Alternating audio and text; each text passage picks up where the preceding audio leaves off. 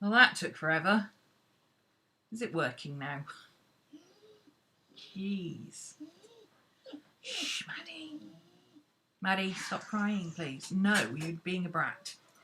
Sit in your bed, please. Come on. Come on. Good girl.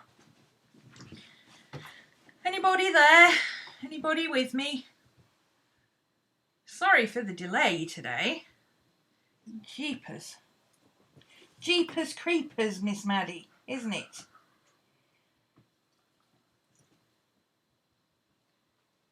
Hi, Ina. Yeah, never fails. Makes me laugh every time. Hi, Lisa.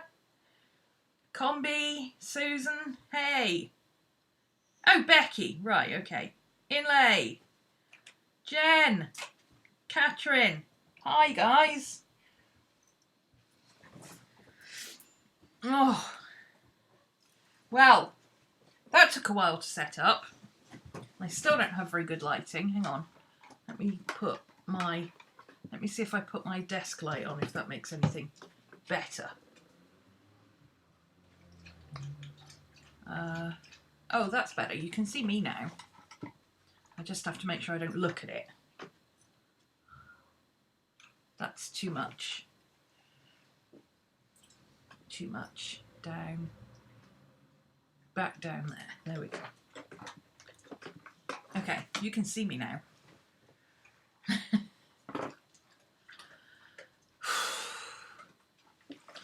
At work, so we'll be on and off if someone disturbs your alone time. Put headphones on. That's what I used to do. Okay, let me just adjust this camera a bit. I knocked it when I stood up. I've got 3 cameras, 2 of which I can't get to work. My mic works, but only if I plug it into one of my 4 USB slots, one of which I can't get anything to work in. So at the moment, I don't know if I'm 1 USB slot down, or 2 cameras and a USB slot down, or 3 USB slots down and a USB extender and a camera, or more. It's great fun. Oh, it's nice to be back. Grab a coffee. I thought I'd start with a bit of a catch you up with where I've been up to, what I've been doing. So, as you know, I took some time off.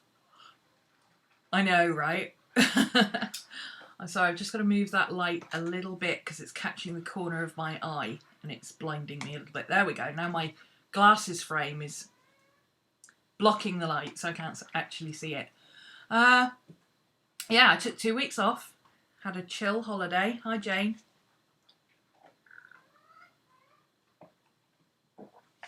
Round about the beginning of week 2, I woke up thinking, this is weird. I've just woken up and I feel really relaxed. What's going on? And it was around that point that I realised that taking 2 weeks of holiday was a really good idea. I actually ended up taking 17 days because I had 3 weekends. But it was much needed. I haven't had a proper holiday in which I have done no work, none, since 2013. So I needed a break.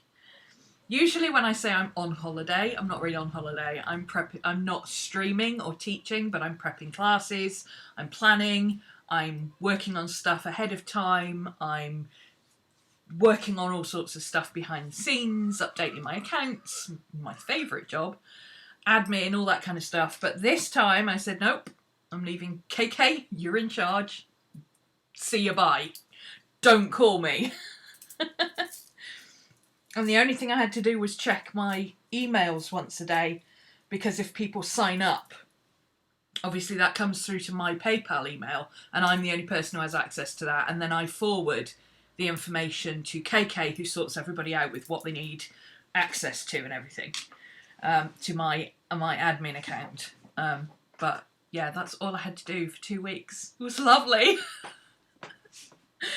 And now I'm back and we're firing on all cylinders. I didn't do a live stream last week because frankly I didn't have my cameras set up. I was having issues then. I didn't have any issues for Twitch. I set up for Twitch on Friday and everything worked fine. I've had no issues doing my Zoom tutorials or anything like that. And then suddenly today, having done nothing different, I switched on the Mac, hit live, and no cameras at all. Worked. So this camera here is now my iMac camera, and this camera here is the only one of my C920s I can get to work when I plug it in. Fun! Hey Cody. Anyway, how have you been doing? What have you been up to? I did have a good break, yes. I had a staycation. Literally a staycation, because my car went in for service and MOT at the beginning of August, and it's still there. For various reasons that I won't go into, but it does need repairs, but also my mechanic's got some personal issues going on as well, so he's only been able to work on it here and there. He's sorting it out for me, but yeah, I don't have a car at the moment. And he thinks he might have found the electric problem that we've been having, which is why he's still got it. He's been following a trail of wires back to wherever the problem started to see if that's the problem. I don't know. No, I've literally just come on, said hello, flailed about cameras not working.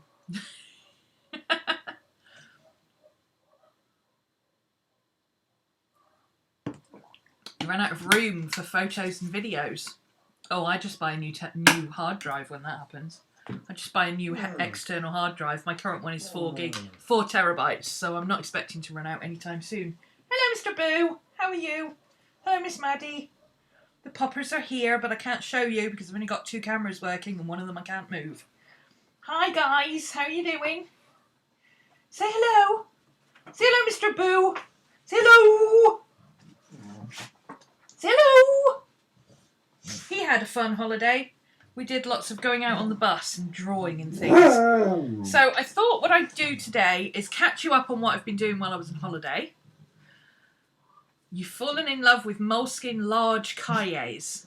That's what I used to use. But I used to go through about 1.5 a month, and I'm really enjoying my Moleskine expanded. Yeah, while I was away, I've been going out sketching quite a lot, and I've been playing with gouache.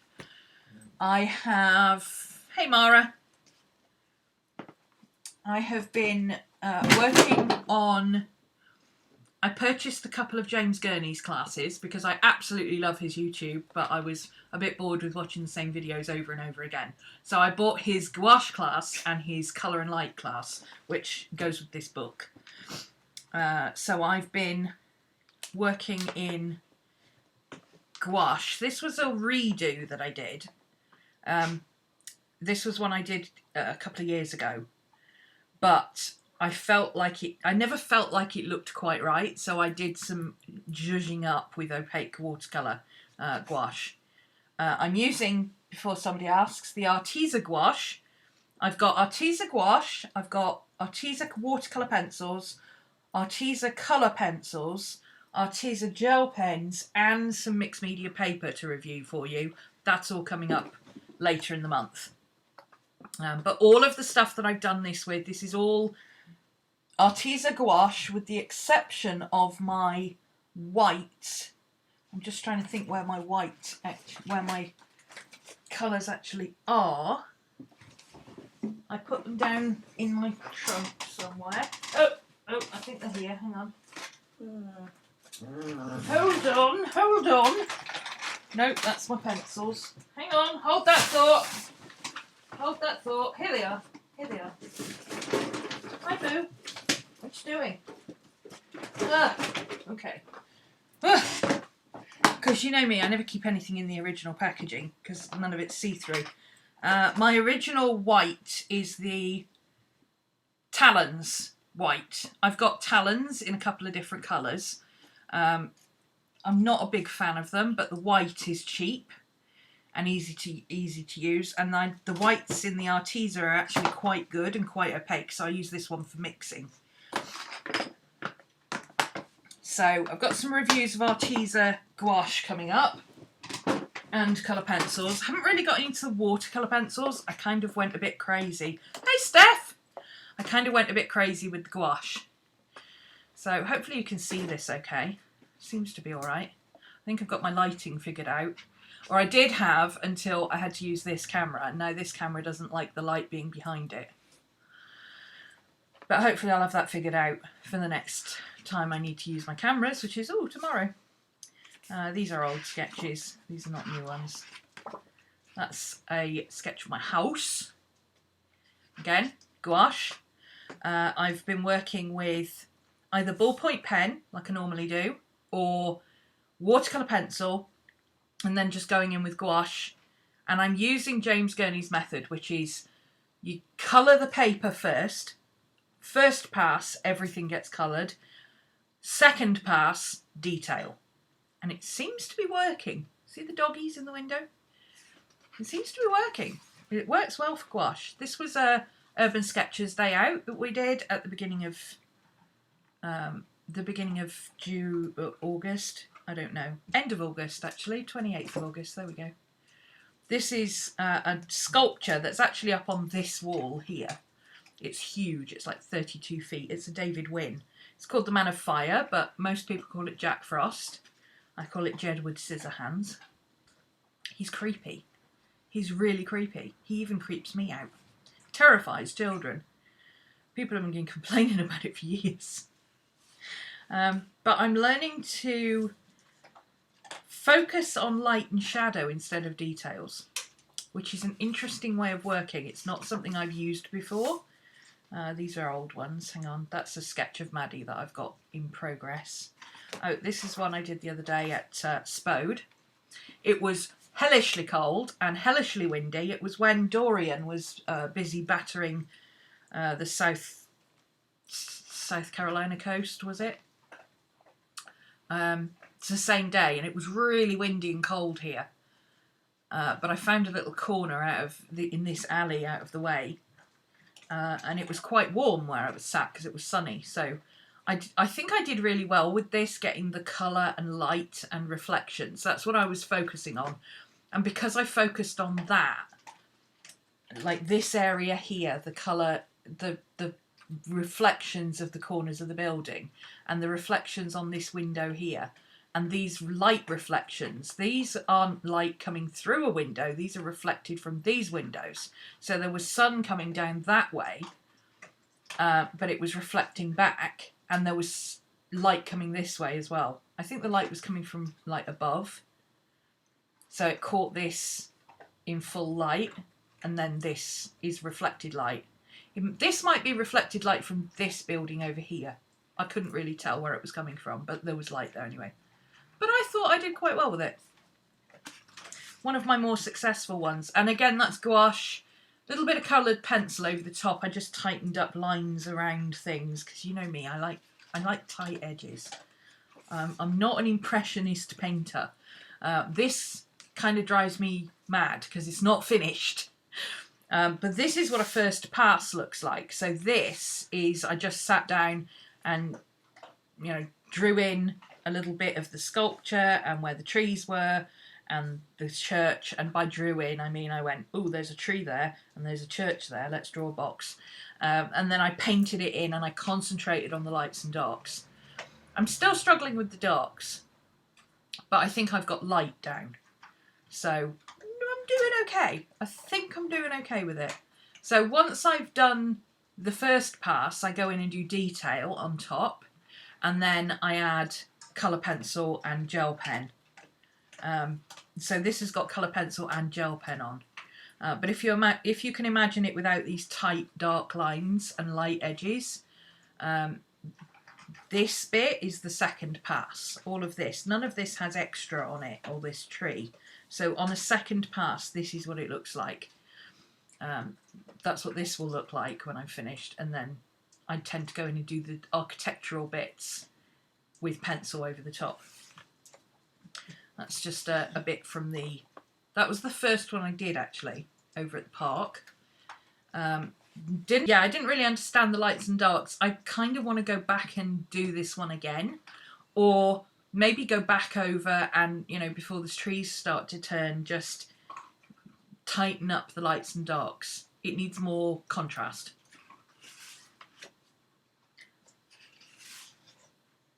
You struggle with remembering to leave the white. Yes, I do. That's why I like gouache, because it's opaque. So you don't have to leave white. This white reflection here, that's gouache and colour pencil done over the top of the grey gouache. It's not white paper. There's no white paper inside the rectangle at all. I don't leave any white. I struggle with that. This was my first attempt with gouache before I got the Arteza gouache. I do have a set of gouache that was okay. The Arteza stuff is much creamier. And I liked this stuff. It was alright. It was better than what I had. But I didn't really understand how to use gouache. I was using it like watercolour. And yeah, it's okay. But it's not as good as these later ones that I've been working on. These, I think, are much more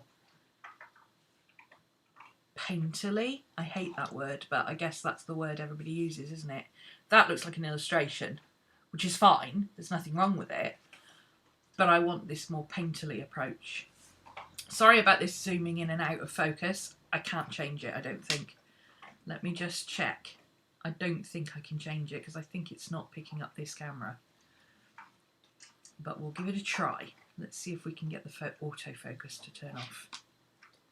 Oh, we can. Ooh, okay. Spoke too soon. Something's working. There we go. That'll be better now. And then this is the colliery up at the top of the hill. It's not abandoned, but it's disused. It's a museum now. And again, there's no white paper here. This is all first pass, details, and then just going in and adding, like the windows I did in pencil because I don't have the patience to do that with a brush. So that's my sketching bits I've been doing. I've done some more, but, you know, these are the ones I've got in this book that happens to be to hand. I don't know where my other sketchbook is. I've got some bigger ones, but I'm struggling with the larger size at the moment. So, let's look at this. This is what I've been using for those. So I suppose that makes sense to do this next. This is James Gurney's book, Colour and Light. He is an amazing artist. He draws things that, as he says, he paints things that you can't photograph. So he does dinosaurs a lot. He is the author of Dinotopia. He draws for American Scientist or Scientific American or something like that. And I can't remember what magazine is, but he does a lot for like National Geographic and stuff like that. If anybody needs a picture of dinosaurs, he's the man they go to. Because he knows so much about them. And there's not much of his work in here, which is a bit disappointing, but there's a lot of his inspiration in here, you know, work that he takes inspiration from. He talks about other people's work and, you know, different types of light. That's the key thing is I didn't know there were so many types of light, you know. I knew there were lots of different types of shadow, and I knew there was like direct light and indirect light and reflected light and sunlight and stuff like that, but you don't think, oh, sunlight will be different to light that comes through a window or whatever, or I didn't anyway. So yeah, there's lots of old masters. He talks about working in overcast light. This is one of his. This is his oil work. Painting in direct sunlight, sources of light, indoor electric light and how to compensate for it by using different colours. He painted a portrait of someone who was under almost fluorescent... No, the painting was going to be under fluorescent lights in a museum setting. But the portrait he did was just of a person in a studio setting where they had it set up for photography. And he changed the colours he was painting with so that when it was under fluorescent light, it would look like natural skin tone. And I was completely blown away that he could do that, that he was able to change the colours so that under another light that he was imagining, he couldn't even see it, he knew what those colours would look like when you put it under a different light setting, and what the colours he was looking at looked like, and how to compensate for those light tones. And that's what prompted me to buy this book, because I was like, how do you know that? How? How? What voodoo is this? And obviously he's really good at doing reflected light and wet light. This is obviously, you know, how do you make it look like a rainy street, you know, that kind of stuff. That's what I want to learn. So yeah, focusing on that. And also he talks about, yeah, hidden light sources. So once you've got all your main light sources, then you go in and you go, okay, this is a reflective surface, so where is that light reflecting up to? Oh, it'll be reflecting onto this bit of the neck, you know, stuff like that. He's just amazing. And then he talks about light in terms of form and how, you know, obviously this stuff. But he talks about it in terms of different shapes and soft shapes and hard shapes and irregular shapes, and what happens if it's a rough surface or a smooth surface or a regular rough surface, you know, stuff like that. Oh, amazing. Amazing book. If that's the kind of thing you're into, or you just like looking at beautiful paintings, I highly suggest getting this book. Colour and Light, James Gurney. This is my... Every year I buy myself a book to learn from. No, I just started. I started really, really late. I've only been on for about 15 minutes because I couldn't get my cameras working. Hi. Yeah, this is... Every year I buy myself a book to learn from over the winter, because obviously I've got a lot of time when I can't go out and spend time outside working on stuff or whatever, so I study indoors. And this is, I think, a good one. Especially over winter, because I'll be able to set up different lighting effects, and, you know, you can use position mirrors and things. So there's that. And yes, for those interested, I will add it to my Amazon shop. If I hadn't had my camera mishaps, I would have already put all these in the Amazon shop already. So if you're looking for the links, I will put them in my Amazon UK and Amazon US shops, and the links are down below in the description. You know where to look. Another thing, obviously over the winter I do a lot of Twitch streaming, and I like to do painted collages and stuff like that. You know what I do, my cosmic shiz, as Luna calls it. And I've spooky season, so I got this one. Now there's a lot of people do altered collage type painty stuff. D. Willingham,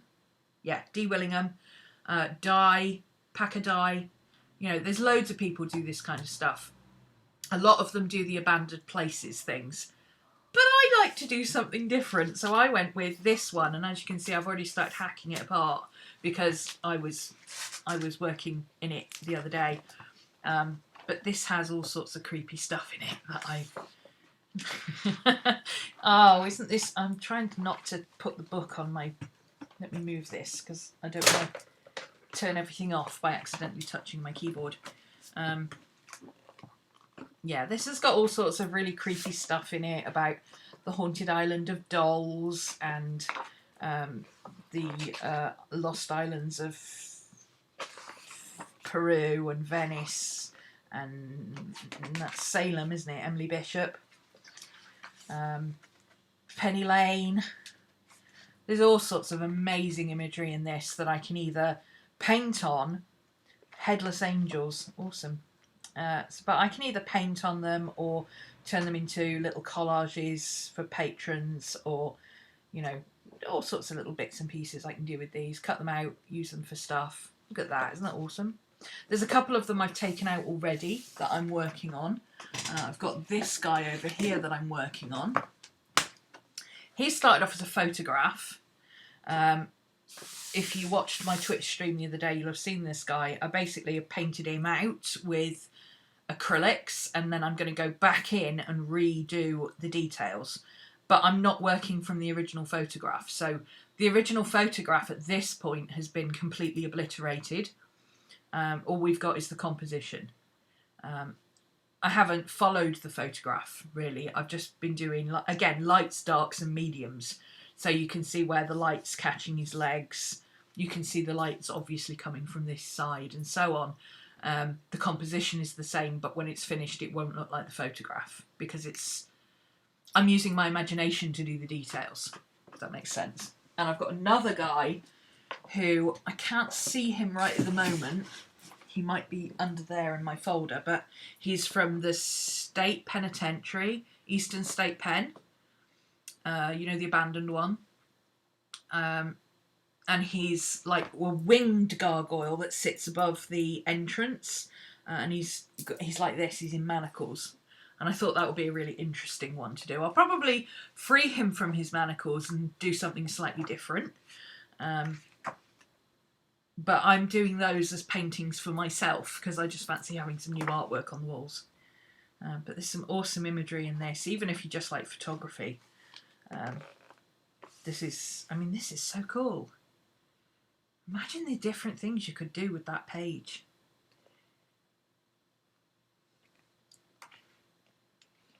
The Stanley Hotel keys and the Stanley Hotel. So yeah, there's lots of stuff in it, and like this, you could take some of the statues from other places. Like, she'd be really cool if you could cut her out and fit her up around this as if she's leaning over the gates weeping or something, or if you could, you know, take one of the angels and stand in guard in the middle of the picture. But what I'm doing is taking these out because obviously these run across pages. And what I find is when people want copies of them, because I do sell prints, but I don't sell the originals. When people want prints of stuff, that gets a little bit tricky as far as fixing the seam across the middle of the page, because you just can't, even digitally it's really hard to fix.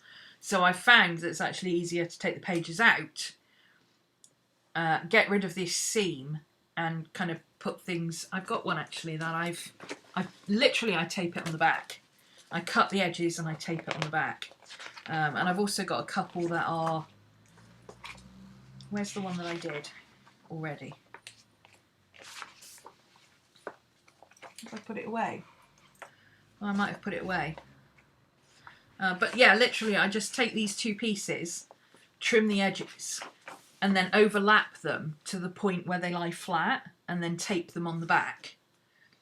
So I can then collage across the seam or paint across the seam, and you can't really see the seam by the time it's finished. And what little you can see can be edited out in Photoshop. But you can't really do that with a scan from a book. So that's why I take mine apart. But it also gives me loads of collage material. I mean, this could be easily put in my bullet journal and, you know, painted and turned into a spooky thing for Halloween or something. In fact, that would go with one of the things I've got in my book at the moment. I think I could make it work by changing all the colours and stuff. So yeah, that's my book. I've also got another one on my list called Sacred Places, which is all about like the old temples and stuff, and standing stones and really old churches and things like that, which I also think would be really awesome to play with.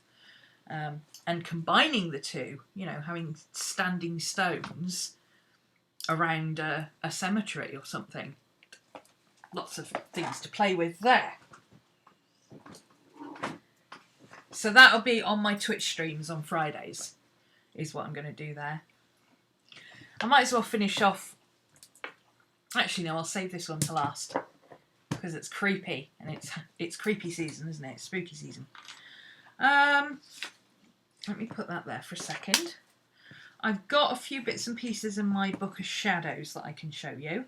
We worked on a phoenix the other day, and this was an exercise on my Patreon/Ning tutorials where...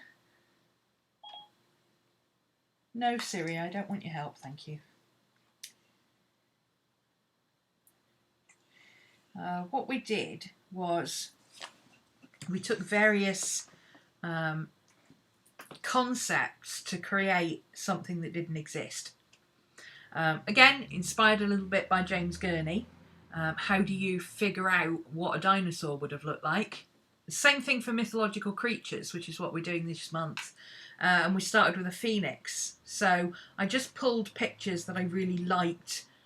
It was the right colour, or it was the right feel, or it was the right... I really liked his golden head, the way it changed colour around his eyes. This was the main shape that I felt worked. This was colour references, beak references, tuft references, and using Autodesk on my iPad, I then showed the class how to recreate by taking bits of that image and then painting over the colours and using the colours as references and creating a cobbled together Photoshop image that you could then use as a reference. So you're not using these pictures as a reference, you're taking these pictures, cutting out the bit that you want, putting it in the position you want, flipping it round, moving it, stretching it, whatever, and then changing the colours to match what you want. And then you use that as an idea reference to paint your picture. So obviously, you know, mine's not exactly the same as my reference even. There's quite a lot of... I've overpainted a bit here so that I can get the white in. I've gone back in with blue to, you know, make the feathers look a bit more straggly and flame-like. Yeah, it's still up though, Cody. You missed the live class, but you can still go and watch the video. The video is still available. So yeah, and then this week we're doing Pegasus, so I'm going to get a Pegasus to this point, and then we're going to do the rest of the technique for actually drawing the rest of the Pegasus, so that'll be fun. And then we're doing dragons. Dragons! Love drawing dragons. I'm a bit out of practice. I haven't drawn dragons for a long time. What else do I have here? Oh, we've got a spell casting coming up in over on Patreon in class. I never know what to say. I'm going to say in class because it is a class. People pay for it. It's a proper tutorial. So this is a sun spell that's kind of like you could think of it as a battery, that you create a battery for when it's the middle of winter and you're cold and wet and dark and you just want some sunshine. That's what it's for. And then we've drawn a Celtic sun god. Obviously he's going to be part of the painting of it and stuff like that, but this is going to be a freebie for my class, so that, you know, if they want to just cut him out and use him, they can do that too. I finished off this one. This was I did this one live, I think. I can't remember if I did it here or if I did it for class, but it was a live stream. So I went in and finished her details off. I think that's all I've got at the moment that I can show you. Yeah, because a lot of it is to do with the Halloween Chronicles. What else have I been up to? Right, my bullet journal. I guess that's what you want to see next, isn't it? Can I have a coffee?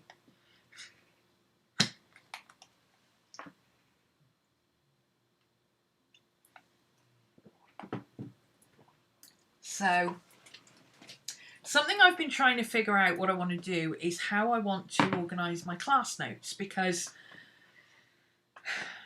I like having my class notes available. I usually put them in my Hobonichi.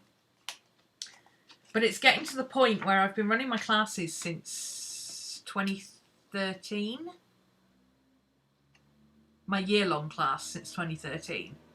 But I've got notes going back to 2008. And I like to keep notes because I like to know when I've already filmed something that I can reuse the footage. So I kind of need an easy way to cross-reference everything and find everything. And what I've been doing is using the Hobonichi. So my year tells me what I filmed. You know, was it YouTube, Twitch, class, free class, Patreon specific, or whatever. Then was it so that's just colour notes, basically. Then I can go to the month for that day and get an overview. So it'll say, the year tells me that it's a Patreon video. The overview will say it was a class chat video. We did a tarot reading. We did this. We did that. And what the tags were that are relevant to that thing. So if it was a majorly Sagittarius reading, or a major astrology reading, or if it was a majorly, if one of the major arcana came up or something like that, I put that in. And then the day, the week gives me all the information, like where's the links, where are the files, what have I got for this? Oh, I've got 4 PDFs and 2 videos, okay, and here's the titles, and here's where they are, and here's where they're linked to, and everything. And then the day has any extra information about the video. So what the overall reading was, what cards were pulled, what we discussed. It's just basic. I'm not even bothering showing you because it's basically just me scribbling in pencil. And that works. But the Hobonichis are expensive, and I've been trying for a while to find another way of doing it. And then I thought, why don't I do it on the iPad, right? What could be simpler? You go on your iPad, you've got your Apple Pencil, you go on your iPad, you open up GoodNotes or whatever, and you go into GoodNotes and you have a bullet journal or a calendar or whatever. I was playing with this one. This was a download one, and you go to the month that you want and you write in the information, and you do the same thing, and here's the overview, and I can write down here what the videos are, and I can highlight the links and link them to the videos, right? Handwritten note-taking app that would allow me to create hyperlinks. Holy hell. I mean, I don't understand why it's so hard. I mean, you would think, right, that if you copy a hyperlink and come in here and paste it, it would turn into a hyperlink, right? I mean, Microsoft has had that since Windows 95, for goodness sake. But no. You would think that you could type in a letter or a word or something, or insert a bullet point or a clip art or something, and then tap it and hold, insert hyperlink, paste the link in that you want. You'd think. No. And not only that, but I have not found a single program that can do that. The nearest I've found is Notability, which can take a web clip.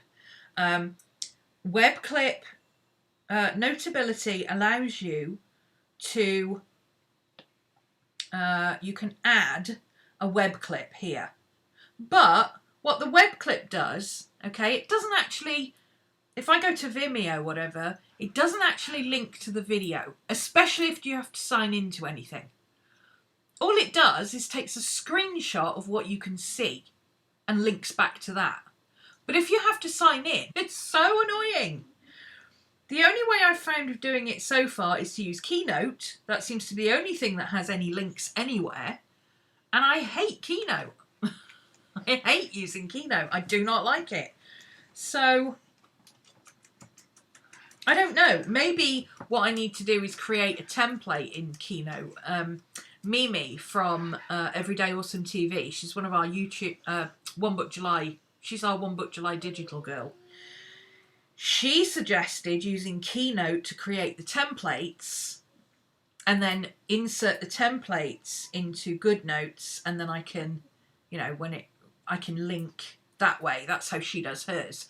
But I still can't link to an external site. I don't understand why you can't just paste an HTML into here and it converts it to a hyperlink. I mean, Pages can do that. Windows 95 could do that. GoodNotes can't. Notability can't. It's all self-contained. I don't understand it. I really don't. So that's been a real frustration for me for the last few days.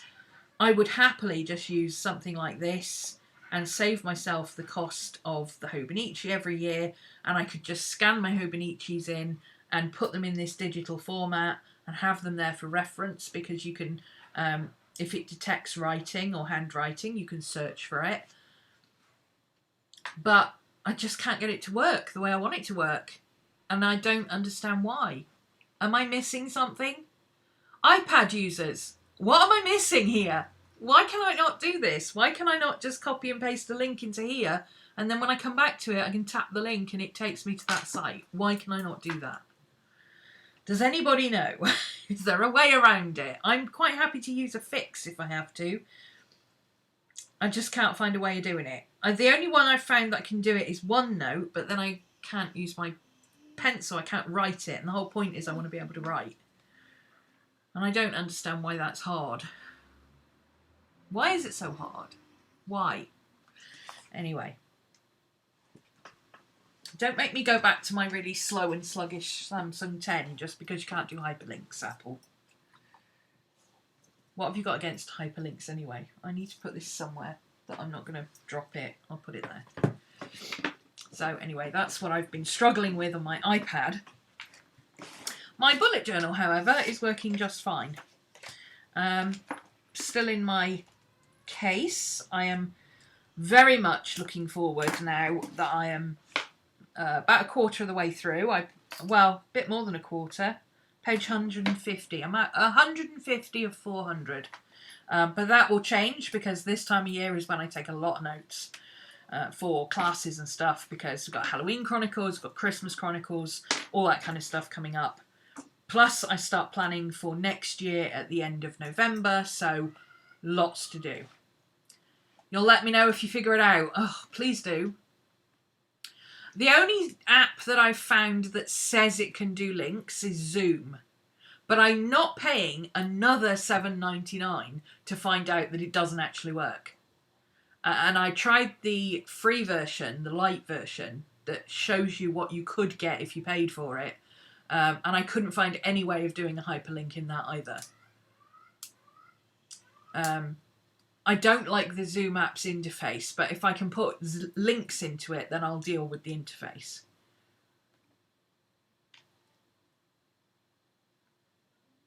Oh yeah, the ordinary Notes app does, but it doesn't have enough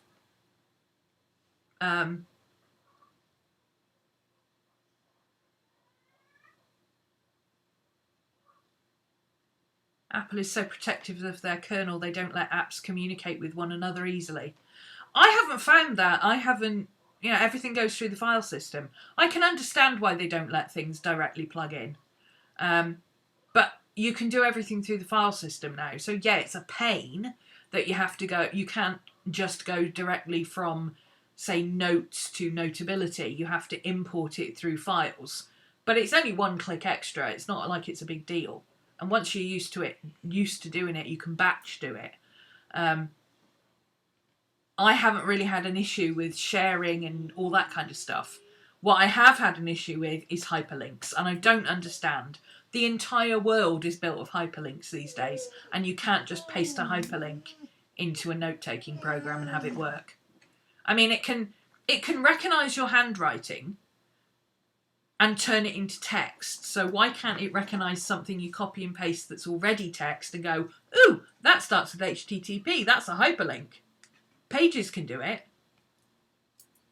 Why? Why, Apple? Why? Why are you doing this to me? Anyway. Ye oldie bullet journal. Yeah, 150 pages in. I am really looking forward to getting a soft cover next year. Having got this far into it. Maddie, please stop whining, sweetie. You're not going in the other room. He's sat in your bed, I know, but you can go and sit in Mummy's chair. Go and sit in Mummy's armchair. Go sit in Mummy's armchair, baby. It's nice and comfy. No, she wants to sit next to Mummy. And she can't. Because Scooby's sitting in her bed box. Oh, baby. I'm sorry. You could sit there with him. Not snuggling with him. He's a stinky boy.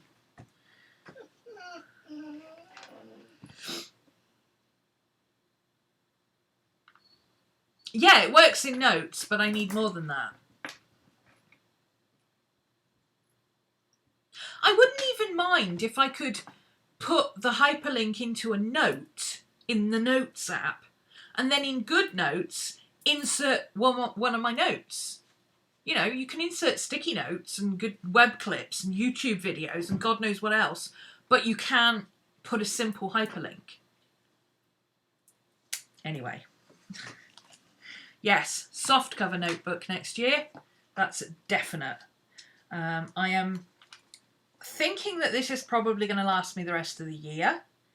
But as soon as I start planning for next year, I will get a soft cover moleskin so that I can have a concurrent notebook that I can put, you know, ideas and stuff for next year in here. And then once I've sorted out what I'm going to do, I can transfer that over as proper collections into my new notebook so that going forward I've got everything I need.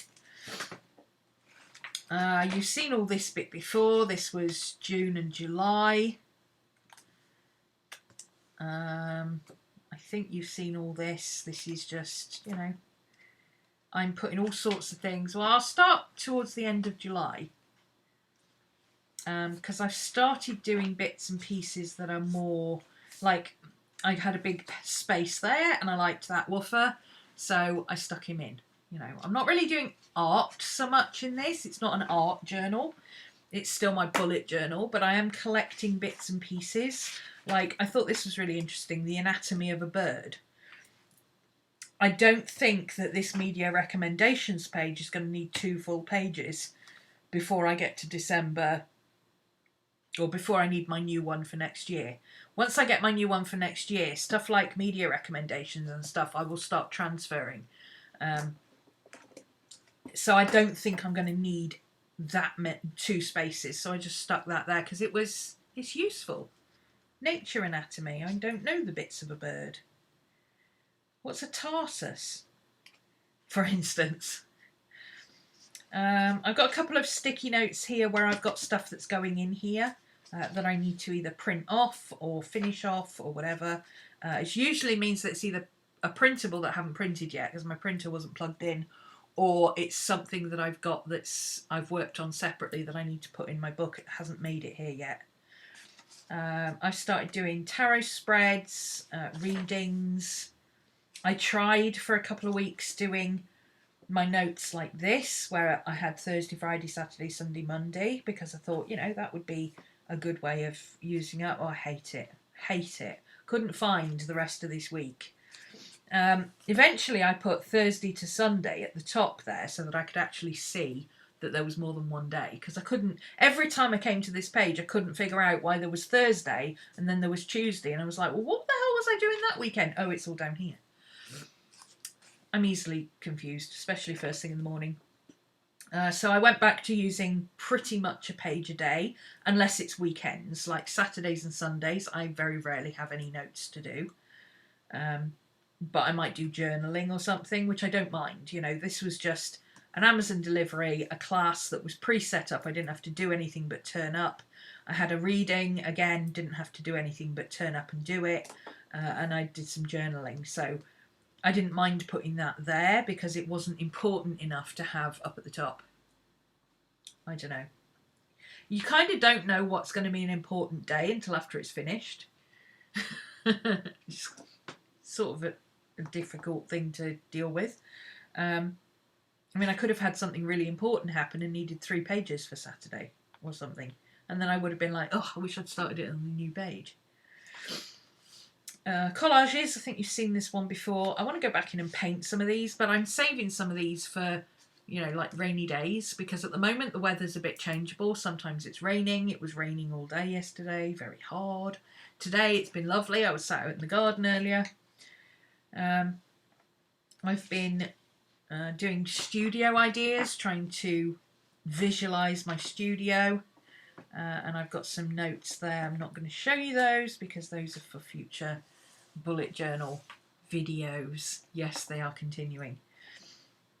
This is my August collage. Again, I might add some bits to that. Into Leo season. Started using stickers and stuff because I've got a ton of stickers and I never use them. Or I do use them, but I don't know. I don't think to use them. So I'm carrying my sticker book around with me virtually. It's always on hand. It's right there. In fact, it's right here. And I flip through it and go, oh, hang on, I think I've got a sticker. Fortunately, I've got a good visual memory. So I know when I've got a sticker and I know roughly what I'm looking for. So it doesn't take me long to find a sticker when I want it. This was my August task list, which I was on holiday for 2 weeks in August. So I only used 20 pages for the whole of August. That's the entirety of August. The first 2 weeks was, you know, general notes and stuff. And I did a sketch, and this is my bullet journal page that I think I set this up in my previous bullet journal thing. You know, filling up just a nice inspiring image. I really liked her colours. Photos, paintings. Again, this was when I was doing my studio. And another one from my studio. This is a flip out one and a mood board type thing underneath.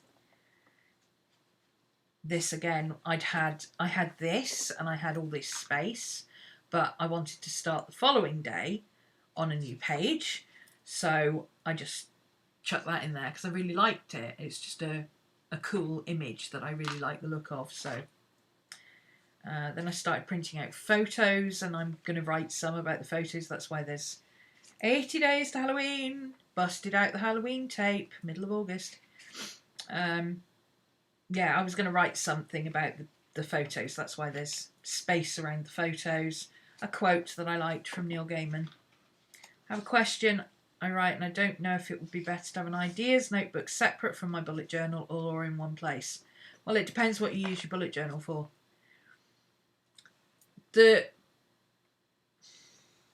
From the book, if you do a bullet journal according to the book, literally, everything goes in one book. But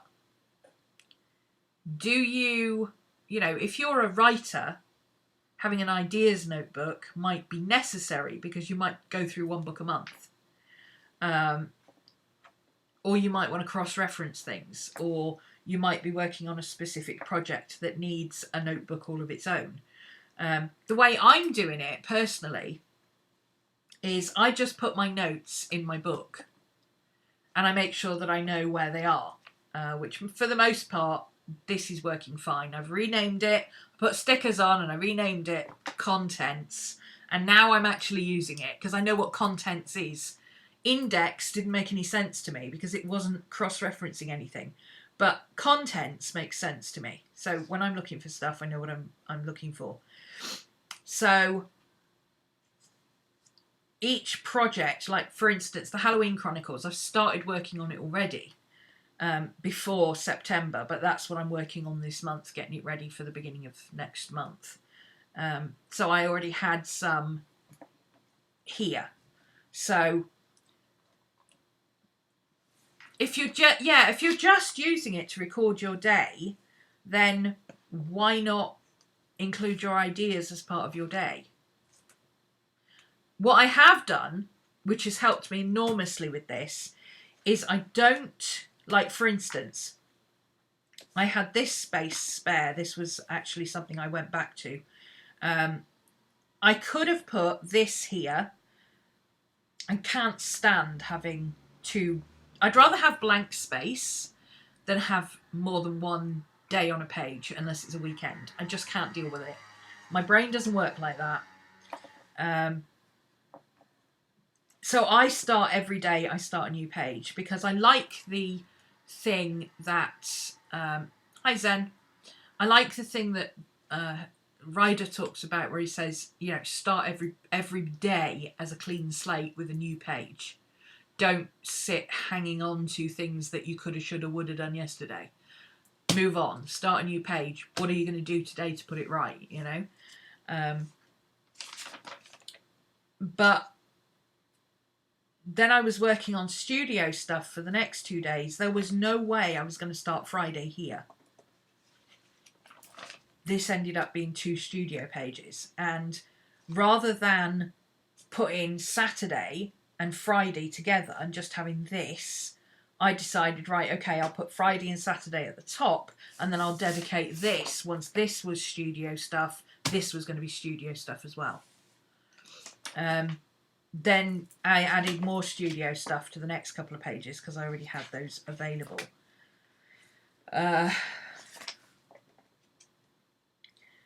like these are daily logs, but I wouldn't put a daily log here and then write notes and ideas here and then write another thing here. Unless it was something where I thought, ooh, I've just had a quick idea. Right, you know, if you can write it down in less than one line, I will put it in here as an idea. If it's something that I'm actually going to work on as an idea, I won't. That's something that I would come back to and I would go, okay, these are daily logs. So where's my next blank page? It's up here. Okay, this is where I'll write that idea. And then the whole of this spread would be for that idea and that idea alone. And if I only used one page, then I might use this page for a sketch or a, you know, an incidental, a sketch, a clipping, a picture that inspires me, whatever. But it wouldn't be something completely different to this. It would be, here's the idea, and I might do a vision board for that idea. Or I might do colours that inspire me. If this was an idea for a painting, I might do colour swatches or something here or something like that. I always use a single spread like this. This is a self-contained thing. I never have something different on this page to this page.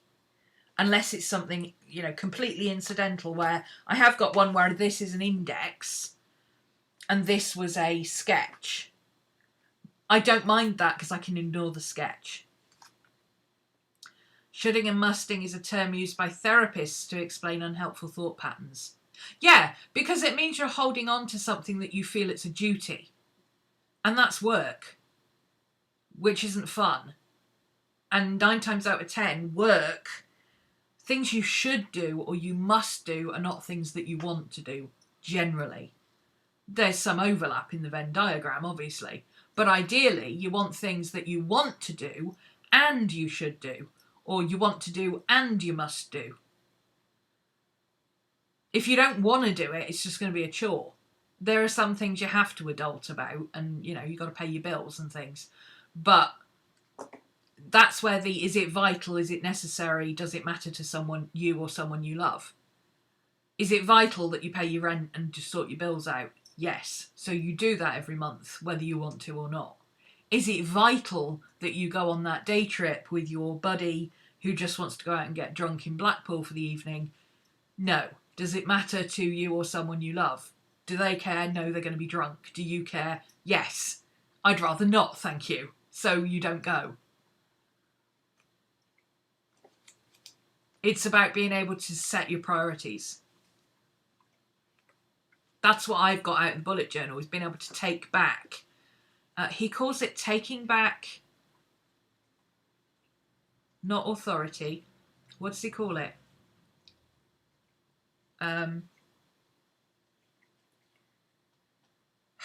It's like governing your own life, taking back control of your own life. So you're not doing things that other people think you should be doing, or things that your 5 years ago self thought you should be doing, or stuff that yesterday's you thought was a good idea. You're constantly reevaluating things and saying, no, that's not helpful to me anymore. It seemed like a good idea at the time, but it's really not. It's not practical. It's going to cost too much. It's not something I really want to do. Whatever. No, he doesn't call it control. That's what he means. I'm sure it begins with an A. It's a... Oh, I've got my bullet journal here. I've got my bullet journal notes. My book here. What does he call it? Taking back 10 house points to whoever gets it first. Taking back, not authority, not control. That's what he means. But there's a specific word he uses, and it's going to bug me now if I don't find it.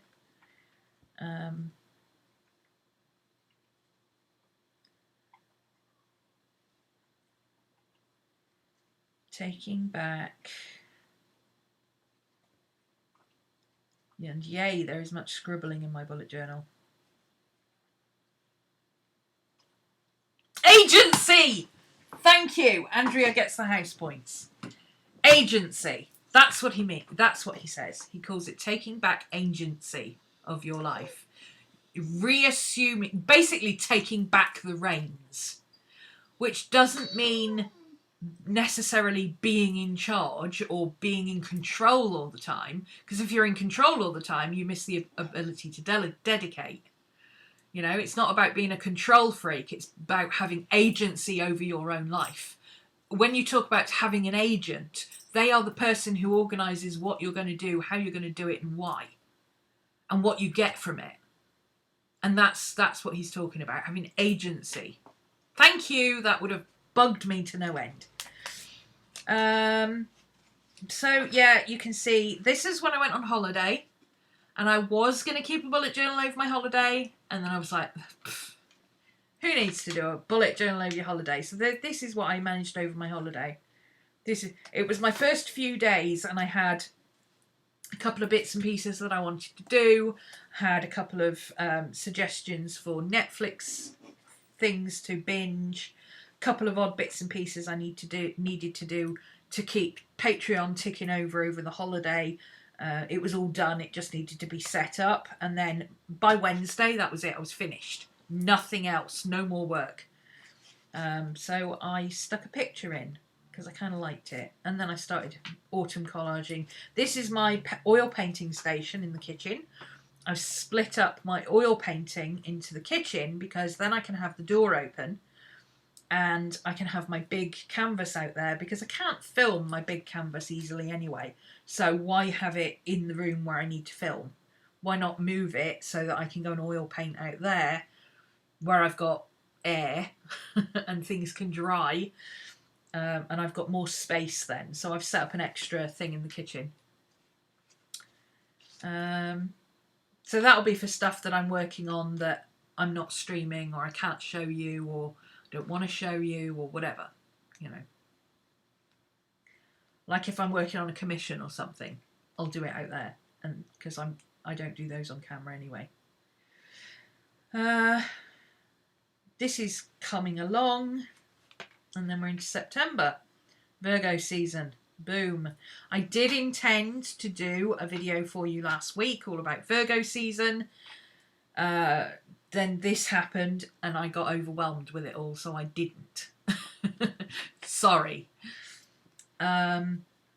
Basically, Virgo's season is kicking ass and taking everybody's names. It's just taking the register of everybody's ass that they've kicked. Because obviously it already had a list of names in alphabetical order and cross-referenced by surname. But this was basically the week 1 was think first. Week 2 was act later. So think first, then act. And then from 14 onwards, you know, try not to get distracted.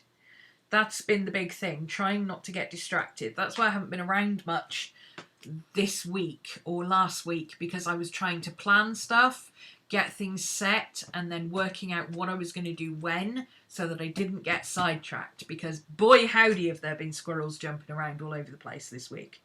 So yeah, that was definitely a necessary thing. But it all calms down after the 14th.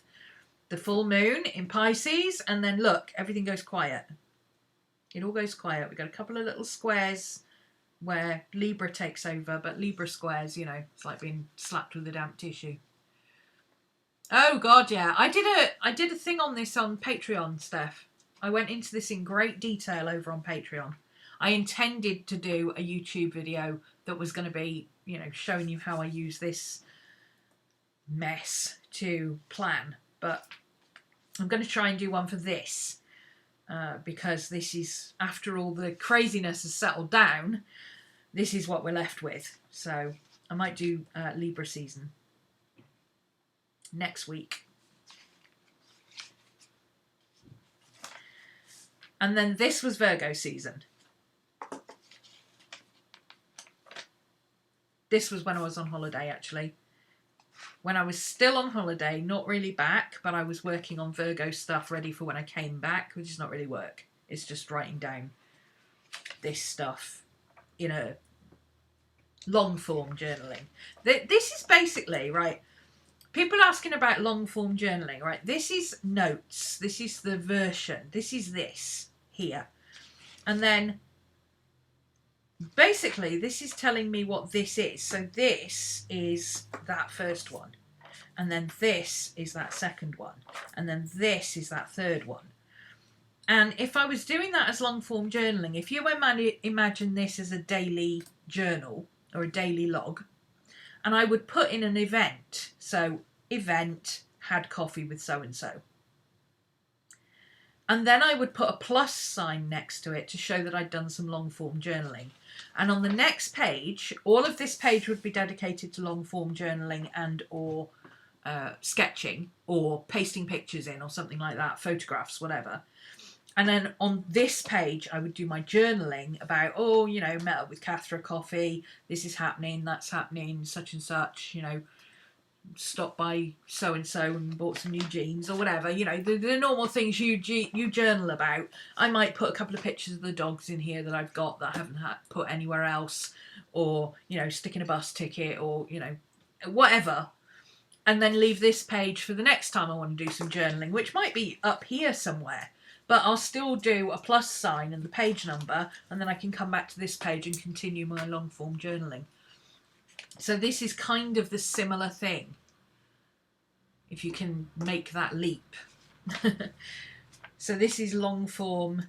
This is not to do with it. This is all Virgo. This is just week 1. And then we started on week 2, and then we get to the harvest moon. Yeah, 7 pages. 7.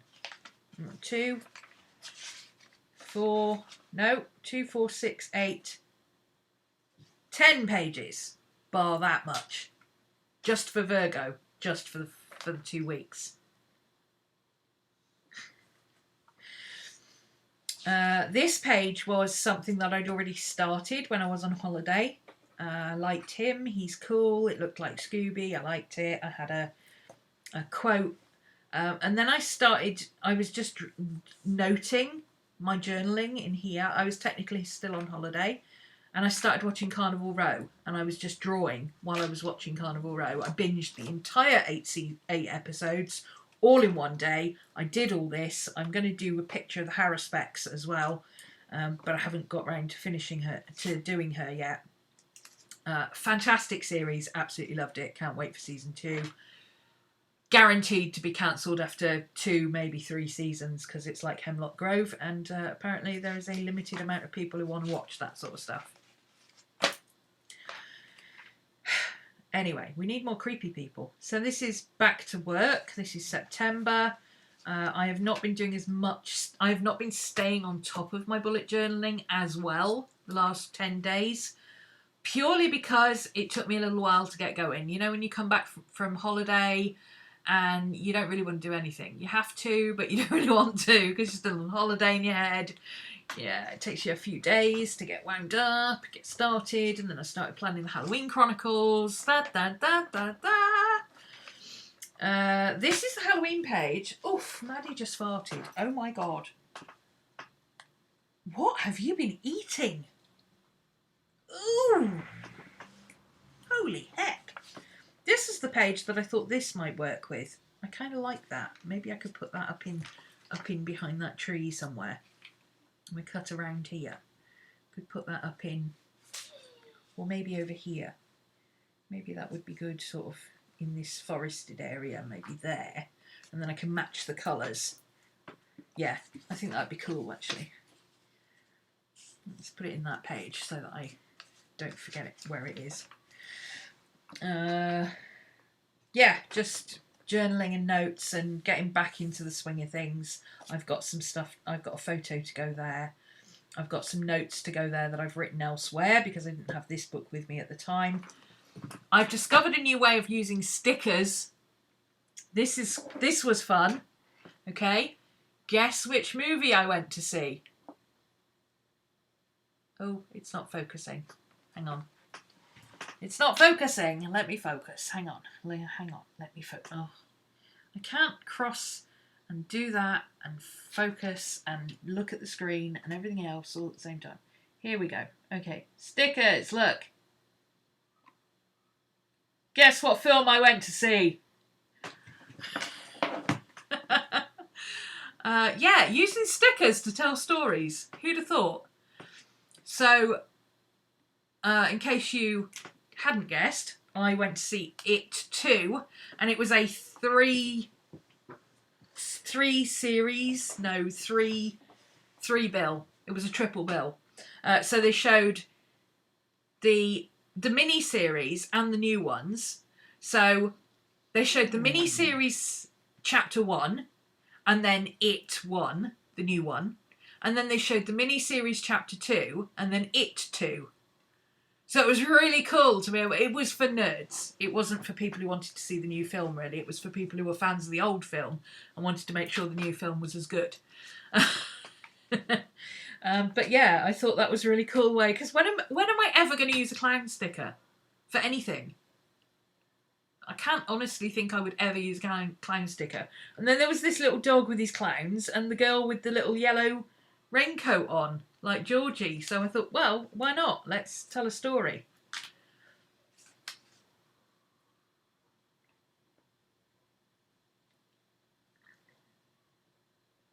A partner that games and crafts with you.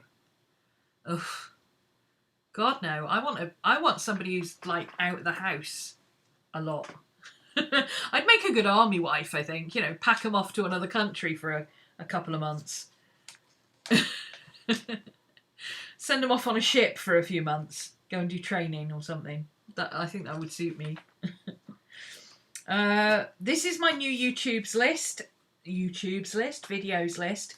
So I had one back here, which is not quite full, but since I've got kind of that new year, new list mindset. You know, September the 4th is the start of the school year for me. And because I still teach, I still think like a teacher. So I decided to finish off the lists that I already had. I've brought forward stuff, I've added stuff, and I've done my new list for Patreon. We're already 4 videos into Patreon this month already. Or 4, well, not 4 videos, but 2 videos and 2 study guides. I've got to post the second astrology part today as well.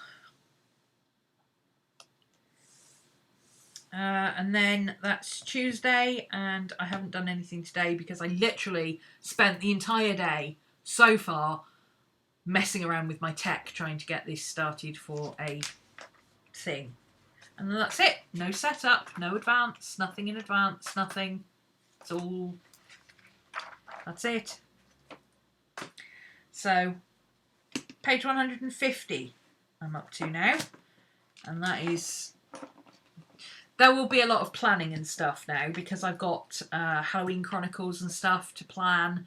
I've got, well, not plan, but finalise. I've got it all planned.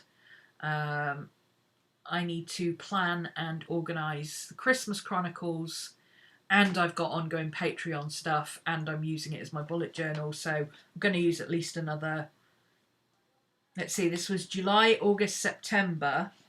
If we move the 2 weeks of June that I did, into August that takes over my 2 weeks holiday that I had, then basically that's 3 months.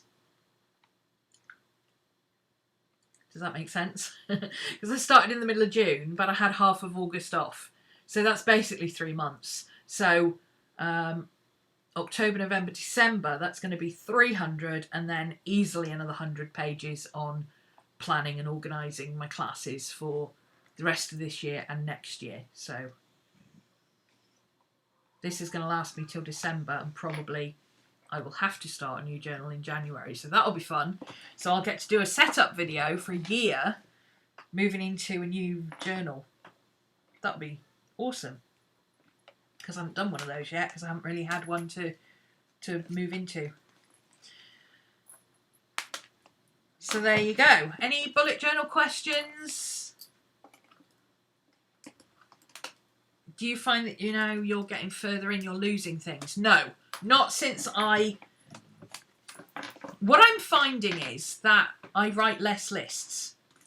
And because I write fewer lists, I don't have things to lose stuff in. That's always been my problem with planners all the time, because I have to have lists of what I need to do. But because I don't have a constant list that I'm rewriting, which is what you normally think of a planner as. What have I done today? What do I still need to do? Right, copy it over to tomorrow and carry on. And it's this constant feeling of, oh, I still haven't done that, I still haven't done that, I still haven't done that, I still haven't done that. I don't have that now, because anything that is going to be something that is so important, it would make it from one day to another day the following week, and just keep getting put down and put down and put down and put down, but being put off. It goes on to a proper list. So, like my Patreon videos,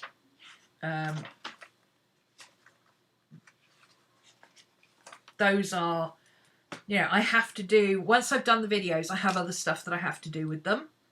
So I make sure that I tick it off on this list, but I don't then put in my distraction. So if I've got stuff that I need to do that's similar, one list, and I've either done it or I haven't, or I've started it. Sometimes, you know, I half fill my boxes. So like astrology chat and the spell for the 15th, I've started doing that. So I will half colour the box so that when I look at it, I go, where am I up to? Oh yeah, I've started working on that. I do not put anything on my lists, on my dailies, that is on another list, except for what I know is my first priority for that day. So, for instance, today I have a priority. I haven't done anything for today because technical shoes. But you know, my working hours are not set in stone. I don't, you know, I started at like midday today and arsed around with technology for 5 hours trying to get everything to work. It was supposed to be a 5-minute job. But instead I'll just work after this and I'll work late in the evening. It makes no difference because, you know. Yesterday I had an astrology session with Wendy. Priority for today, Wendy's video, which is actually uploading in the background at the moment. So that's today's priority. Now that is on another list of private videos or private sessions, but that is what I must do today. If I also want to, Maddie, the YouTube Live. Okay, so that's an event. YouTube Live at 5. Maddie, the door's open. You can go and sit in Mummy's chair. Please stop whining. Okay? You can't sit in this bed. He's sitting in the bed. And I'm not turfing him out of the bed just because you're moaning. There's plenty of places you can go and sit. Oh, it's like having a teenager. YouTube Live at 5. So one of the things that I need to do for that, even though it's on my list back here of YouTube videos, okay, I still today need to YouTube Live to Vimeo for Patreon, because my YouTube lives get posted on Patreon as soon as I got them available on Vimeo, so that they're ad-free. So if anybody wants to go back and look at them again or watch them later when they're ad-free because they couldn't make the live, then they're over there.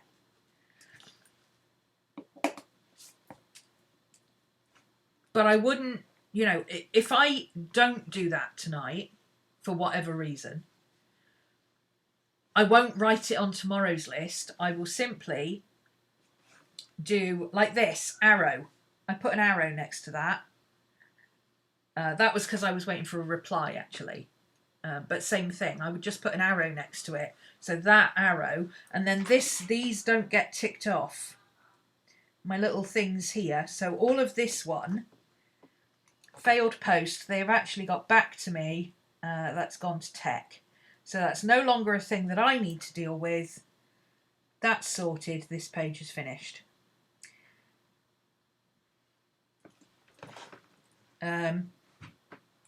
Wendy's video is uploading at the moment. YouTube Live I'm doing now. YouTube Live, I need to wait for it to render on YouTube and then download it, and I'll leave it uploading to Vimeo, but I don't post it on Patreon. Then I will half cross this out and I will circle Patreon and arrow it so that I know when I come back to it tomorrow, oh yeah, I still need to post it to Patreon. But I won't write that on tomorrow's list. It's already on today's list as something I still need to finish. I have days back here where I haven't finished everything on the list. Like this, the THC setup, I haven't set up. I intended to set up, I intended to set up the Halloween Chronicles to open on Monday for people wanting to buy it in advance. But I need to sort out the pricing, and I haven't done that yet because I don't have maths head. KK's on holiday until next week. I need to get hold of my friend, and my friend works 12 to 15 hours a day in a hospital, so she's hard to get hold of. So until I've got somebody around who can go through the maths with me to make sure that I'm working everything out right, I can't do that. So I've arrowed it. It's still something I need to do.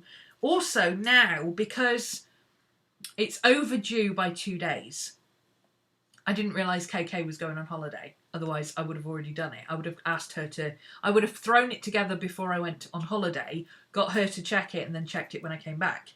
But I didn't realise she was going on holiday immediately after I got back. I thought we'd have a handover period. So that was my failing. I didn't know the dates. But that is now important as something that I need to do this week. So I'll star it. But I won't rewrite it onto another page up here until I have, maybe Friday, my friend says, maybe tonight my friend says, let's do it in pencil. Maybe tonight my friend says, oh, I can spend Friday afternoon with you at 2. Okay, so event. 2 p.m. Friday, friend, THC, dollars. Okay, that's now an event. That means that is no longer relevant because that is what I'm going to do there. So sort prices, that has now been forwarded to an event, so I can cross that off.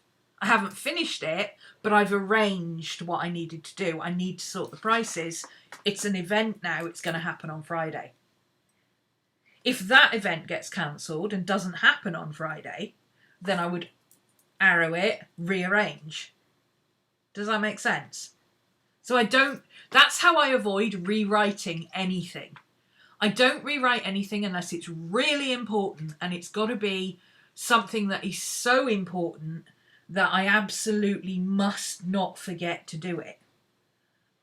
And I class things like that as, something like picking up a prescription on the right day.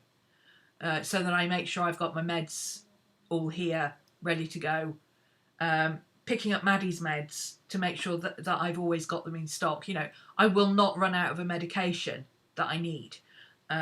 Making sure that I don't know, you run out of loo roll or something. That's important, right? That actually is important. That's the kind of thing that I would put on a post-it note and stick on the day. It's not important enough to put in my bullet journal, but it's important enough to stick on a post-it and stick on the day and keep moving across. You know, oh, damn, it's too late to go to the shop now. Okay, I'll do it first thing in the morning. Let's put it on tomorrow. But I don't rewrite stuff if I can absolutely possibly help it. If the status hasn't changed, I don't rewrite it. Once the status has changed, so this has turned into, oh, I don't actually need to do it anymore, or my friend says she can meet me on Friday to go through the numbers, or, oh, actually, I found the numbers from last year and I'll just use those because I'm lazy, you know. Short-term migration, yeah, exactly. Because I don't go any further back than this month. I don't migrate within a month. That's why I don't use weeks. When I get to the end of September, I will do my monthly reflection and go through the whole of September and bring forward anything that still needs doing, anything that's still important enough to be brought forward to October. I very much follow that thing that Ryder said about, what was it he said? If it doesn't feel important enough to rewrite it, it's probably not worth doing anyway. And I find that if I rewrote that, I still need to do that, I still need to do that, I still need to do that. It loses its impact. Because it's just something I'm dragging along with me every day. Whereas when I'm going through this and I'm going, right, okay, I'm way up here, right? I'm up at the end of September and I'm going back here. Whoa, look at that, 9th of September, I've still got an open task. I need to get the heck on with that. What do I need to do? How can I do it? How can I action it today? Because that's ridiculous. I'm not taking that forward into next month. That's ridiculous. So then I would do, okay, no. That's getting sorted today, one way or another. I don't care if I have to ring my granddad. I will contact anybody I have to do. The next door neighbour will do. I've got to do that today. Then I will cross this out and write it on today as a priority with a big star and a big tick box, and that will be my job for today.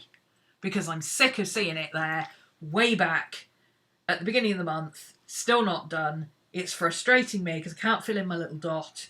All this is done, but that one thing still is outstanding. So it will stick out like a red flag.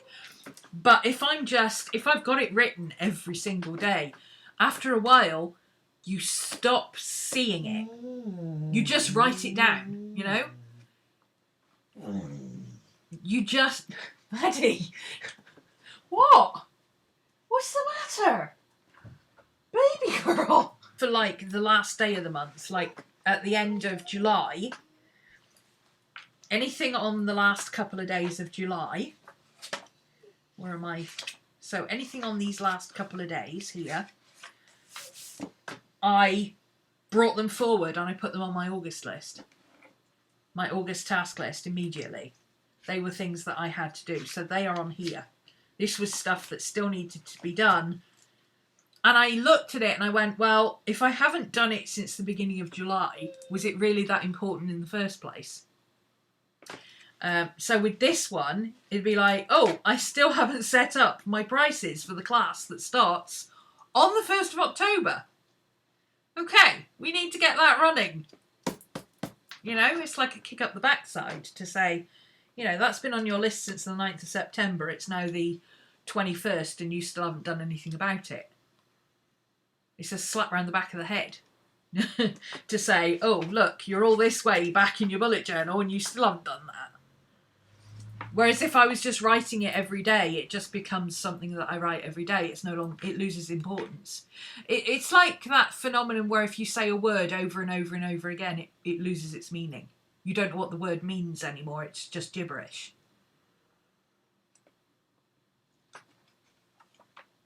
So... And then I brought these forward simply because I was sick of going all the way back here. I mean, I can't even find the page. 27, 28, and I'm on page 150. So, you know, I was going all the way back here to go and find the videos that I needed to do. And I'd nearly finished the pages anyway, so I just thought, well, you know what? I'll just put an arrow, page 135, arrow, page 136, boom. New list. New term, new list.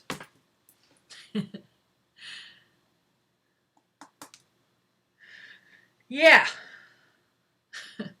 So, there we go. That's my bullet journal. That's where I'm up to. Still loving it. Still enjoying it. Took a little bit of a while to get back into it. I didn't think it would. I thought it would be like, you know, just hit the ground running. But it did take me a little while to get back into it after I'd been on holiday. To the point where I actually think it would have been easier to just do a morning and evening journal, which was what I was expecting to do, to be honest. I was expecting to just write a few lines, you know, morning, went out and had coffee, whatever, afternoon, spent some time sketching, enjoying my holiday, going to bed early, see you bye, you know, that kind of stuff. Just one quick entry a day, maybe a photograph here or there, of every morning at 11 o'clock and every night at 9:30, I sit down and I catch up with my bullet journal. Even if I've been looking at it all day, I do my reflections. That's where I'm running low. As you can see, I didn't do last night's reflection, otherwise I would have already done today. Started today and finished tomorrow. I didn't do it. So that's where the gaps are coming in now. So I can see why he says it takes 2 to 3 months to form the habit of doing it all the time. Because I've been doing it since the middle of June and well, I finished it up to the end of August and then I didn't do anything. 28th of August, I stopped. And I didn't start again until the 4th or 5th of September, apart from some sketching. And I can see, having taken those 10 days off from bullet journaling, it almost completely knocked me back to square one. I would say I've knocked myself back to where I was in the middle of July by taking that time off. So, you know, not using it here and there for a day or so at a time, I can totally get behind that. But I think if you've just started, you need to do it, even if you just do your reflections. You've pulled your reflections separate into a new journal. Yeah, I saw that, Cody. I'm still trying to keep everything in one book. I honestly don't care if I use 400 pages in 2 months. I would rather have a chronological thing where I can easily find stuff. That's what I'm aiming for, because I've got journals here, there and everywhere where I've done a page in here and 2 pages in here and 3 pages in here, and then I've done 2 months in this one and I completely finished this one and then I went back to that one that I'd started and done another week in there, you know.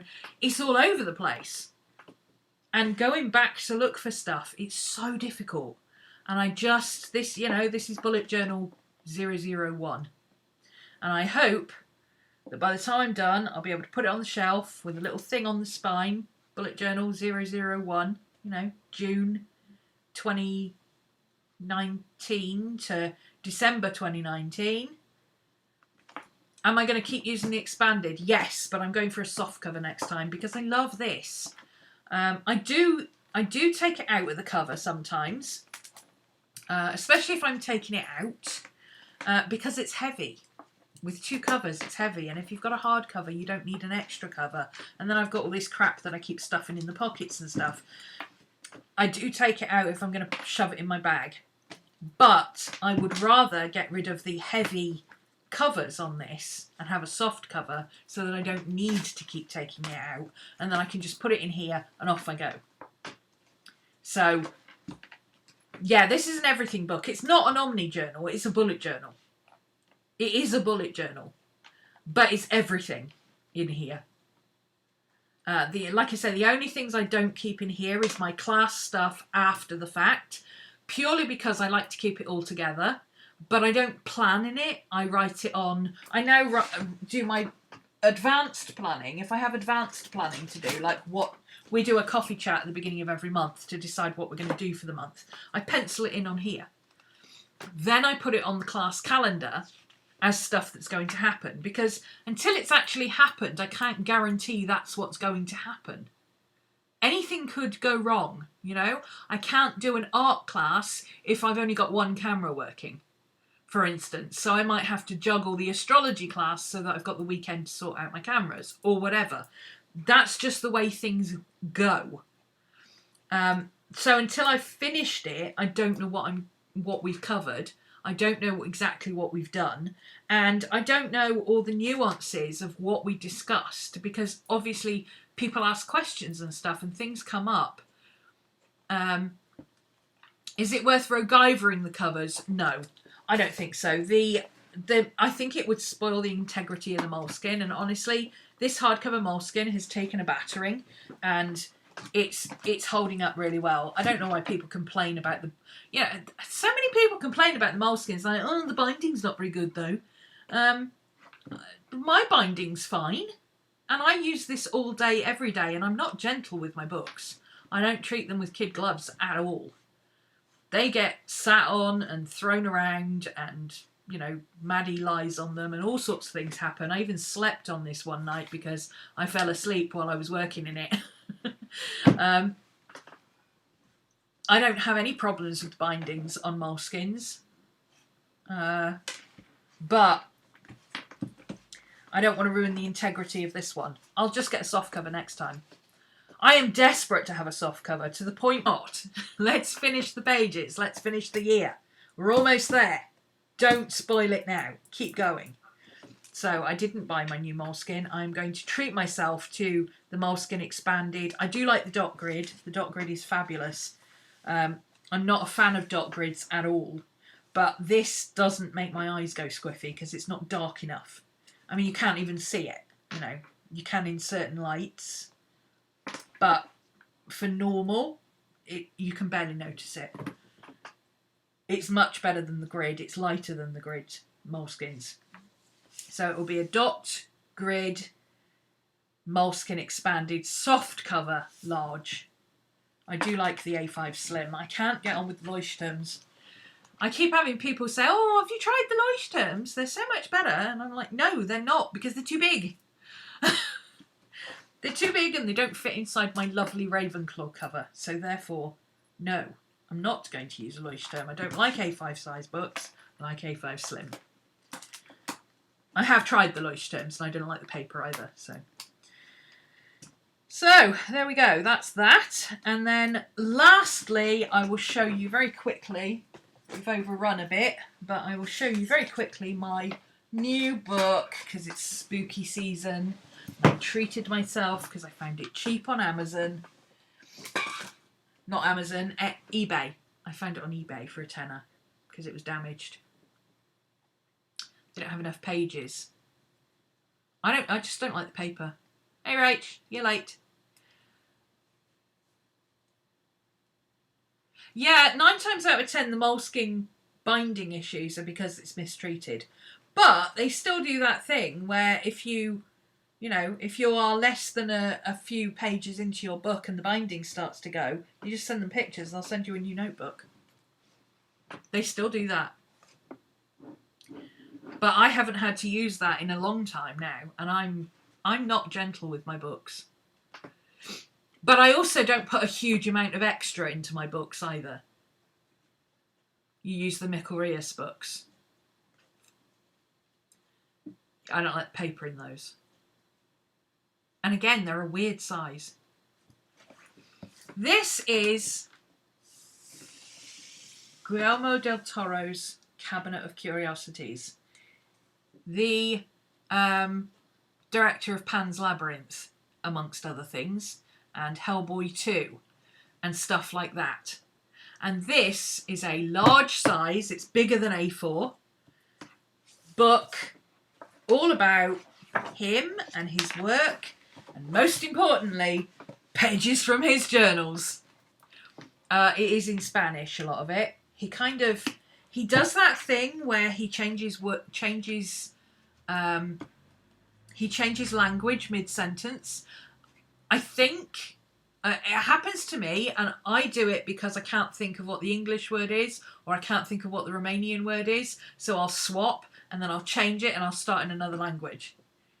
So if I can't think of what the word for refrigerator is in Romanian, I'll write refrigerator, and then I'll carry on in English. until I come to a Romanian word, and then I'll write Romanian, and then I'll start Romanian again. It's really hard. I don't know I think other people have the similar issues. Maybe not so much because, like, French and that actually uses English words like we use French words. So, anyway, this is...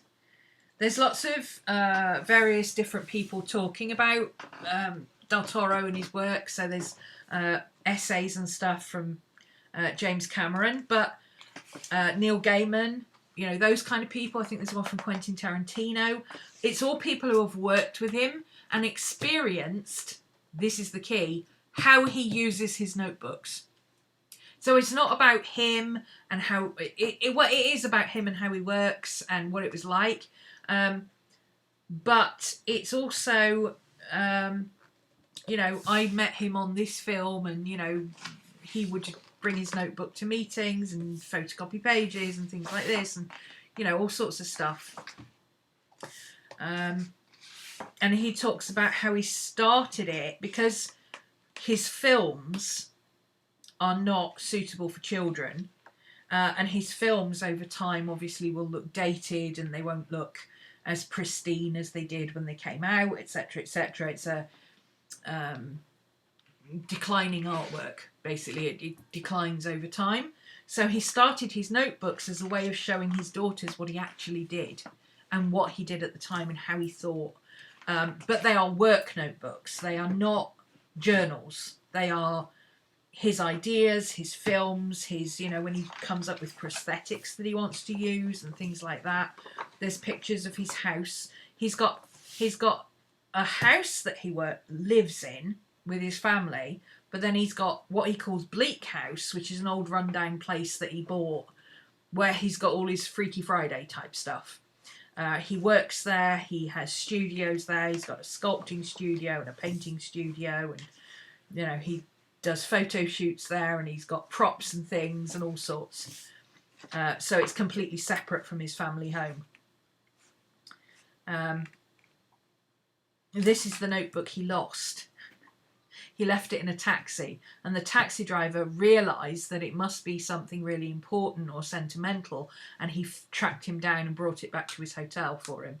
And he had a receipt, and he's got his police report of the journal, you know, and he actually put that in the journal and wrote about it. And he talks about how, because he lost that journal, he ended up doing he ended up doing Pan's Labyrinth instead of the Fantastic Four, which he'd been asked to do, because he was so upset about losing this book. So that's his studio and drawing board and everything, and, you know, he's got props like the Munster prop, Frankenstein, but then at the back it's all split by film. These are ones that he hadn't finished, or, you know, unfinished projects, films that never got off the ground, stuff. So he's got his whole section on this, from the concept drawings to the artist's interpretations to the actual film. So it's really fun reading through this. I'm a big Del Toro fan anyway. I love his films. So it's fun looking through this and reading the bits that he wrote about, and, you know, reading his journal entries and stuff for how he envisaged certain scenes. When he wants to envisage a particular scene, like a storyboard, he actually puts it on and then writes around it. He makes production notes, like what he wants a mask to look like, and then he gives it to the prosthetics. He'll photocopy it and make notes and give it to the prosthetics people to actually build it and plan it and everything. So it's really interesting seeing how it went from, this was my very first concept of how I wanted it to look, all the way through to, and this is what the finished thing looked like. That's from the comic artist, Mignola, who drew Hellboy.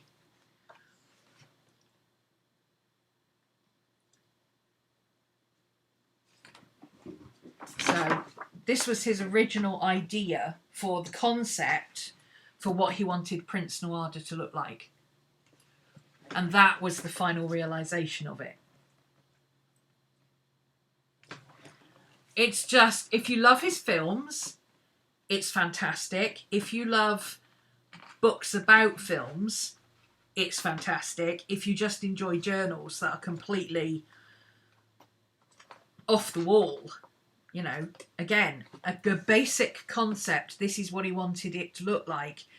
He gave that to the production team. He says he always does his drawings first because obviously he doesn't want to share his writing. So he'll draw something, and once he's scanned it and given it to whoever it needs to go to, you know, this was the concept of what he wanted the character to look like. He gave that to the prosthetics artists to start working out concepts. And then once he'd done that, he comes in and writes. So he said he can have up to 25, 30 pages of drawings, and then they'll have space around them for writing, because he scans the pages, or scans the drawings to give them to whoever they need to go to. Like this was a basic storyboard thing with a couple of notes, and he took the storyboard and he gave it to the storyboard artists, and then he wrote in the other bits, top and bottom. So it's an absolutely fascinating book if you're into this kind of thing. There's Hellboy. So he drew Hellboy. The fact that he's an artist and he drew Hellboy, and then he gave this to a proper artist, a concept artist who actually does this for a living, to flesh it out and turn it into that. And you can see how close it is, because he will have seen the original sketches for this and made adjustments and said, oh, you know, maybe make his chin a bit bigger, make his horns more standouty, less like tree trunks, you know, give him bigger ears, whatever. And then they'll go back and redo bits until it ends up as this final concept piece that's what he had in his head when he sketched this. So it's totally fascinating. That was his concept for this guy, the Reapers. That's what he drew and gave to the prosthetics team and said, that's kind of how I want it to work. And somehow they came up with this. Fascinating. To see how it goes from, because I don't know about you, but sometimes I wonder what a director actually does. I know they tell everybody what direction, literally, they want the film to go in. You know, I know that. But also, what do they actually do? Because everybody else seems to do work, and they just stand around going, yeah, that's not quite right. I suppose it's their vision, isn't it? The director has the vision for what they want the project to, the final piece to look like. And they rely on all these other people to then turn those ideas into reality. So this was his, this was the storyboard that he wrote.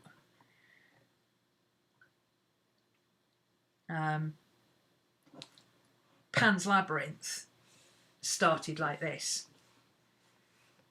And then he gets close up and, you know,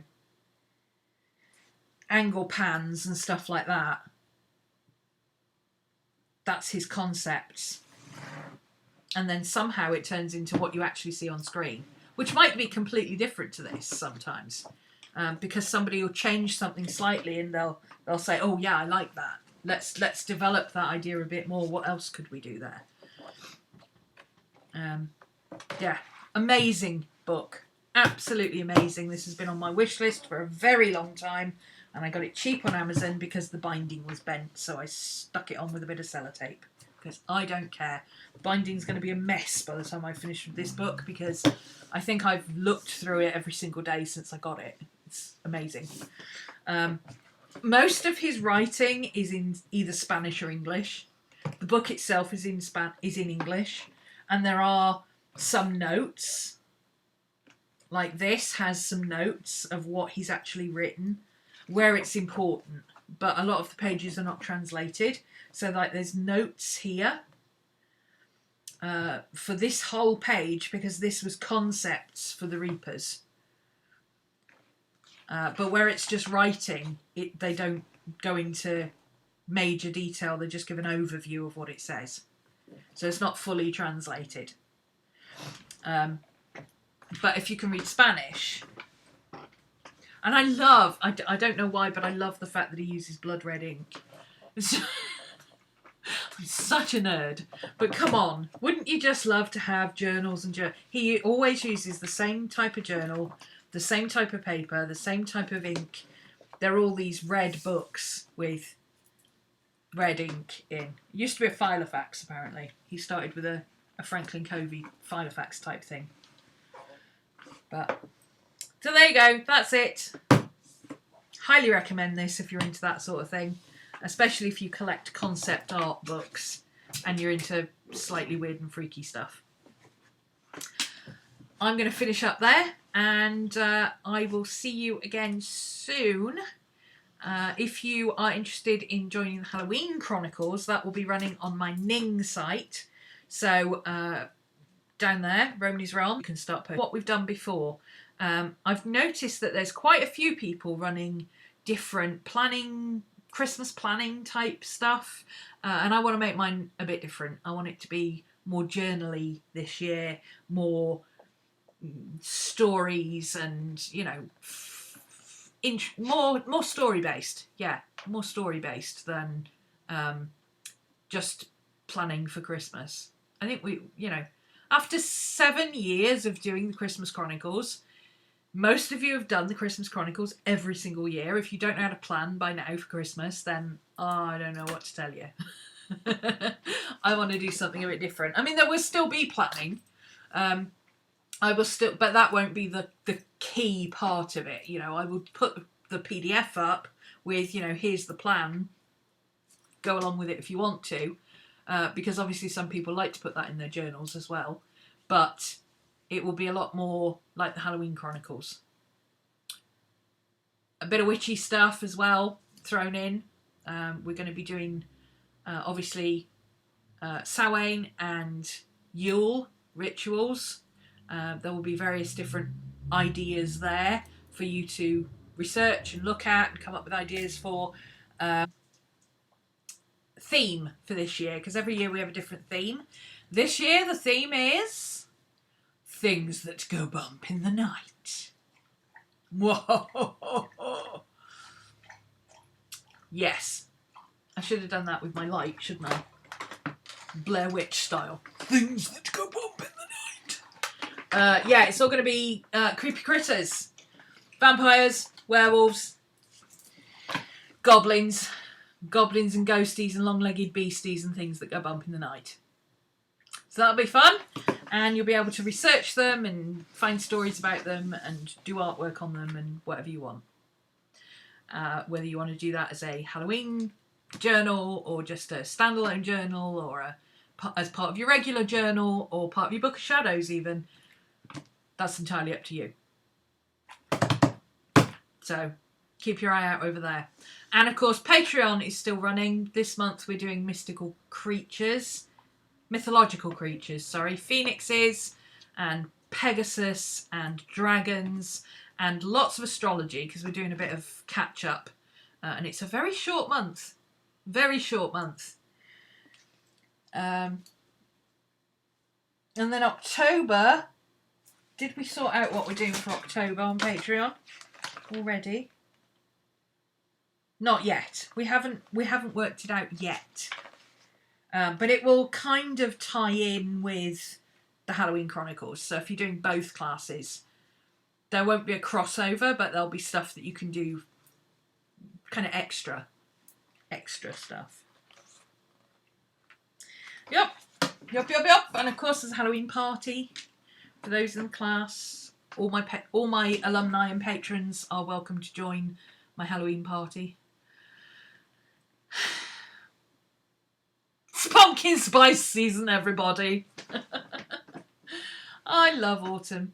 Right, I'm going to finish it there, and I will see you, if you're on Patreon, I'll see you tomorrow. If you are a YouTube subscriber, I will see you sometime next week, because I'm hoping to do a planning astrology video for the beginning of next week. Hopefully getting that done tomorrow, if I'm lucky. If If I can get my cameras sorted out, I'll be doing it tomorrow. Okay? Thanks for joining me, and see you all again soon. Bye. Oh, yes, if you're in Australia, there is an option to do the Midsummer Chronicles instead. It's just not a live class, because I ran it here in June. So if you're in Australia and you want to do the opposite season, you're perfectly welcome to do that. It's available. Just let me know, and KK will put you in the appropriate class. Okay, that's it. Bye, guys.